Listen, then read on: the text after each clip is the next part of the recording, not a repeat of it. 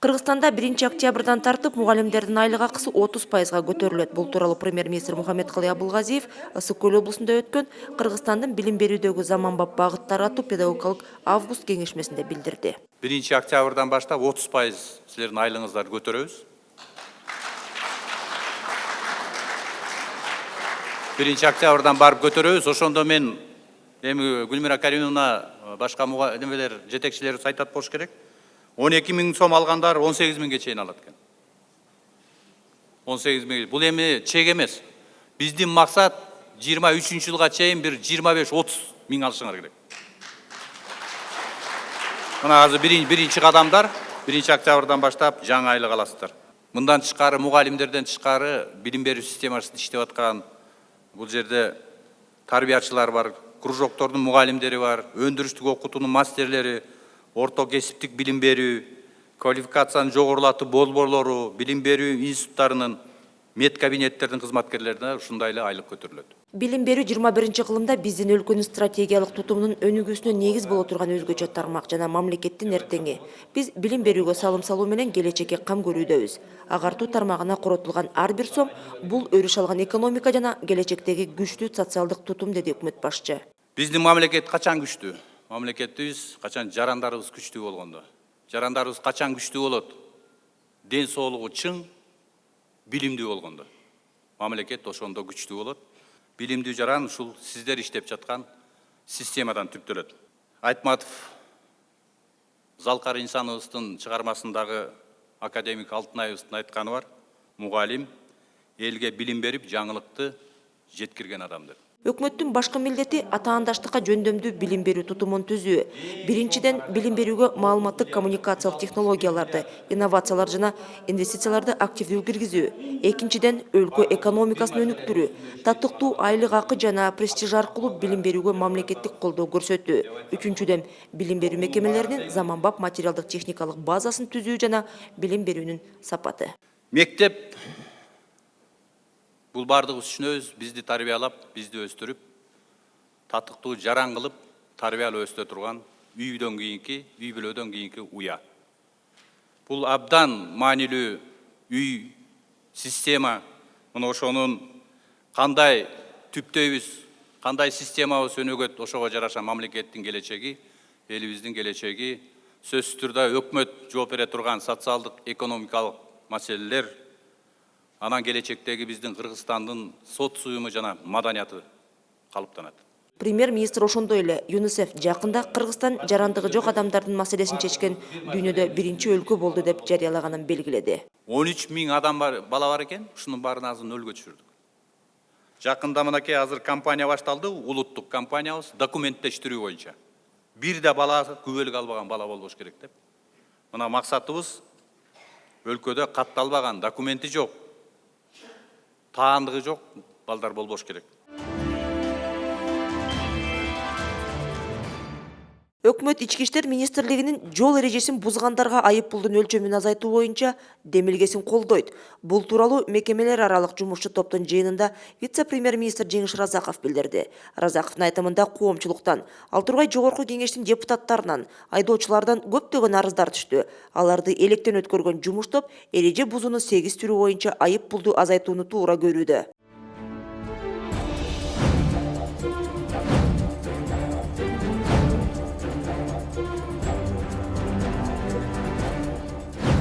Жол белгилеринин талаптарын аткарбагандыгы, жолдун жүрүүгө уруксаат берилген бөлүгүндөгү белгилердин талаптарын аткарбагандыгы, кууп келип ашып кетүү же каршы тилкеге чыгып маневр жасоо сындуу эрежелерди бузуу фактыларын кошпогондо.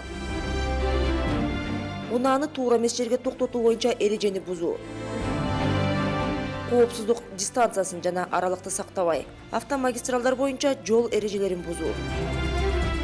Светофордун уруксаат берилбеген учурда стоп сызыгынын алдына токтоо, көрсөтүлгөн жол белгилерин же өтүүгө уруксаат берилген жолдун бөлүгүнөн жол кыймылынын эрежелерин сактабай өтүү. Ашып өтүү боюнча эрежени бузуу. Сырткы жарык берүүчү приборлорду же эскертүүчү сигналдарды колдонууда эреже бузуу. Жол коопсуздугунун эрежелери одоно бузулбаса, айып пулдун көлөмүн 3000 сомдон 1000 сомго чейин төмөндөтүү болжолдонууда. Ушул эле күнү вице-премьер-министр Жеңиш Разаковдун төрагалыгы алдында кылмыштардын жана жоруктардын бирдиктүү рейстеринин иши боюнча кеңешме болду. Анда Бишкек шаардык ички иштер башкармалыгынын 102 тутумунун бирдиктүү рейстердеги маалымат каттоо журналынын модулун ишке ашыруу маселелери, ошондой эле рейстердин сотко чейинки өндүрүш модулун киргизүү боюнча учурдагы абал талкууланды. Муну менен катар кылмыштардын жана жоруктардын бирдиктүү рейстеринин аналитикалык модулун тезинен ишке ашыруу зарылдыгы көрсөтүлдү. Вице-премьер-министр бирдиктүү рейстердин сотко чейинки өндүрүш модулун программалык камсыздоонун ишин аяктоону жана 2019 жылдын 1-октябрынан баштап аны толук кандуу ишин камсыздоону тапшырды. Генералдык прокуратура тарабынан сотко чейинки өндүрүштүн модулунун программдык негиздөөсү иштелип чыгып, бүгүнкү күндө акыркы блоктору иштелип чыгып атат. Жалпысынан бул система иштеп жатат бүгүнкү күндө. Эми ушул системаны дагы ушул башка системалар менен дагы интеграция маселеси каралып атат.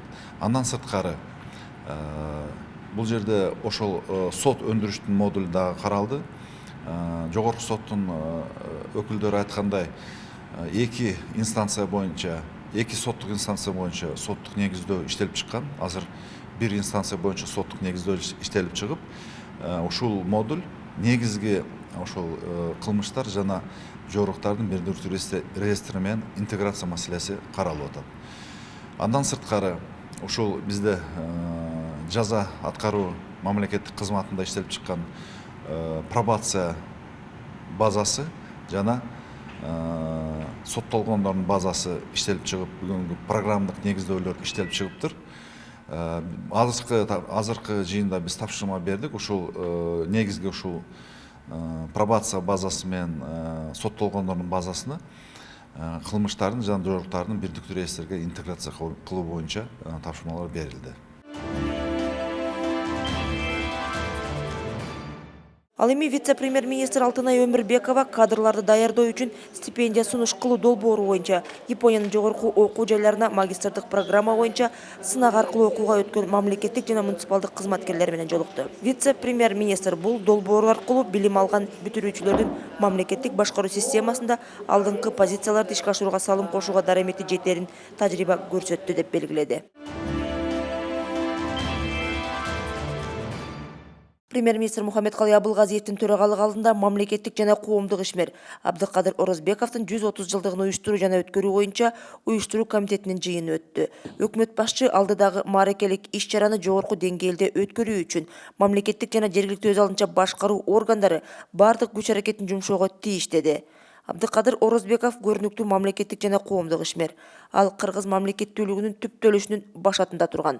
Ошондуктан мааракелик иш-чараларды өткөрүүдө кыргызстандыктардын жаш мууну өз өмүрүн мамлекетибиздин калыптанышына жана өнүгүүсүнө арнаган эл уулдарын унутпай жүрүш үчүн илимий изилдөөчү, агартуучу бөлүгүнө басым жасоо керек, деди Абылгазиев.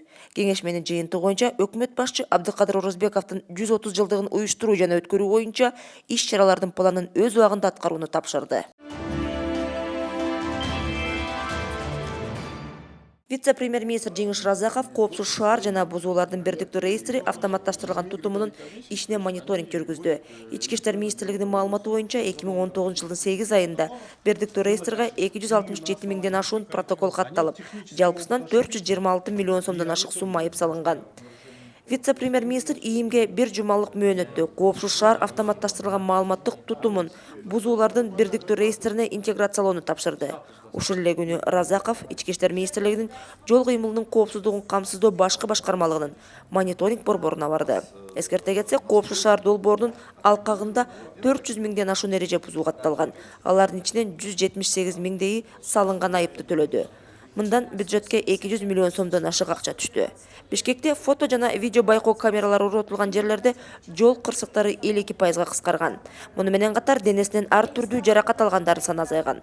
Ал эми Чүй облусунда аппараттык программалык комплекстер коюлган жерлерде жол кырсыктары 70%га чейин кыскарды деп билдирет жол кыймылынын коопсуздугун камсыздоо башкы башкармалык. Эми тийиштүү мамлекеттик органдар коопсуз шаар долбоордун экинчи баскычын башка аймактарда ишке ашырууну инфратүзүмдү ылайык келтирүү иштерин жүргүзүш керек. Буга байланыштуу вице-премьер-министр коопсуз шаардын экинчи баскычын сапаттуу жана өз убагында ишке ашыруу боюнча бир катар тапшырмаларды берди. Биринчи жолу аймактарды өнүктүрүү үчүн максаттуу каржылоо жүзөгө ашырылууда жана буга өзгөчө критерийлер талап кылынат. Аймактарды өнүктүрүүнү каржылоо максатында долбоорлорду даярдоодо ар бир региондун шарты эске алынат. Бул тууралуу вице-премьер-министр Замирбек Аскаров инвестициялык бизнес долбоорлорду, инфраструктуралык жана өнүгүү программаларын тандоо боюнча сынак комиссиясынын кезектеги жыйынында билдирди. Отурумда долбоордун сапаты кооздолгон бизнес пландар эмес, ар бир региондун уникалдуу артыкчылыктарын өнүктүрүү принциптерине дал келиши керектигин айтылды. Вице-премьер-министр Замирбек Аскаровдун тапшырмасы менен Кепилдик фонд, Россия-Кыргыз өнүктүрүү фонду, РСК жана Айыл банктары адистерин долбоорлорду түзүүгө кеңеш берүү үчүн аймактарга жөнөтмөй болду. Ал эми бюджеттен каржылана турган долбоорлорду тандоо губернаторлорго милдеттендирилди. Бюджеттен бөлүнө турган 2 миллиард сом аймактардын өнүктүрүүсүн каржылоо долбоордун борбору аркылуу 10 жылдык мөөнөткө жылына 6% үстөк менен берилет. Ошол эле учурда кошумча каржылоого кредиттик мекемелер дагы катышат. Жыйындын соңунда сынак комиссиясы 200 миллион сомдук 4 долбоорду жактырды. Мына 2018-19 жылдар биздин президентибиз Сооронбай Шарипович тарабынан аймактарды өнүктүрүү жылы деп катар белгиленип келе жатат. Анын ичинен 2019 жыл региондорду өнүктүрүү жана санаатташтыруу жылы деп белгиленди. Ошонун алкагында өкмөттүн алдында бир топ милдеттер, стратегиялык милдеттер коюлган. Ошол милдеттерди турмушка ашыруу боюнча Кыргыз Республикасынын өкмөтү бир топ иштерди аткарып атат. Ошолордун бирөөсү, мына өзүңөр билесиңер, биздин региондордо, аймактарда жаңы жумуш орундарын түзүү, жаңы мекеме уюмдарды ачуу болуп эсептелинет.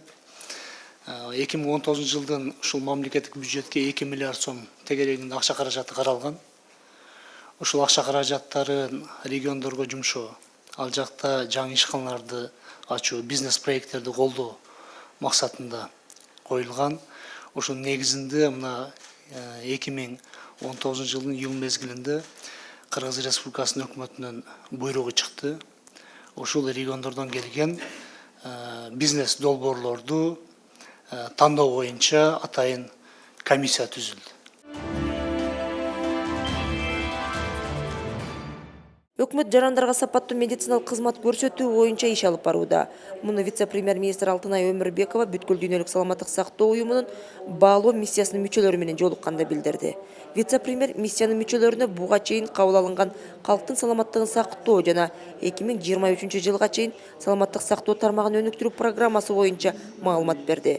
Бүткүл дүйнөлүк саламаттык сактоо уюмунун миссиясынын өкүлдөрү саламаттык сактоо тармагына анализ жүргүзүп, акыркы 5 жылда өлкөдө жасалган реформалар менен таанышып чыкканын айтышты.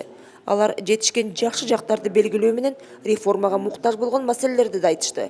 Ошондой эле өкмөт жарандардын ден соолугуна байланышкан маселеге өзгөчө маани берип жатканы жакшы көрүнүш экенин да белгилешти. Жаңы программада 2030 жылга чейин саламаттык сактоо өнүктүрүү программасында абдан чоң бизге техникалык жардамды ушул дүйнөлүк саламаттык сактоо уюму берген.